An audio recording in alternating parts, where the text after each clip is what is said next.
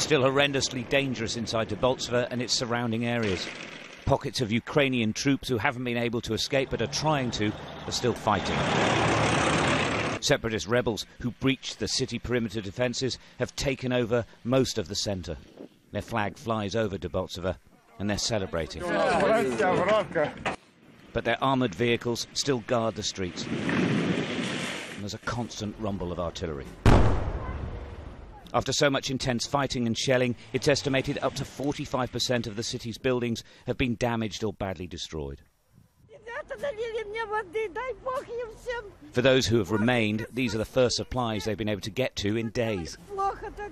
The separatists are handing out emergency rations.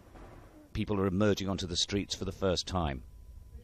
Those who spoke say they're relieved it's over, particularly the constant rocket attacks. Sky News has been shown evidence of war crimes here. Badly mutilated and bound bodies were discovered in a ditch. The separatists say they were murdered by right sector militia. It's impossible to verify. If there is to be a ceasefire, it's certainly not happening yet.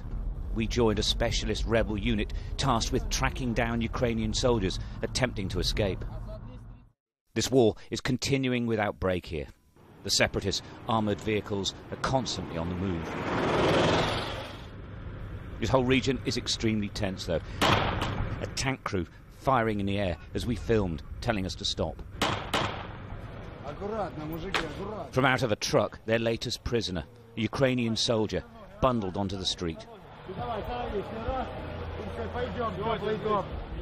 Clearly dazed and injured, he was taken to what they describe as a treatment area. He'll be interrogated here before joining other prisoners in Donetsk.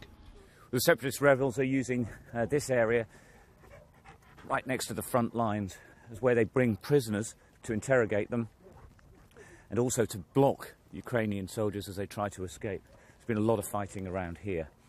You can see they've got their armaments out and they're mending them, making sure that they're ready for any assault.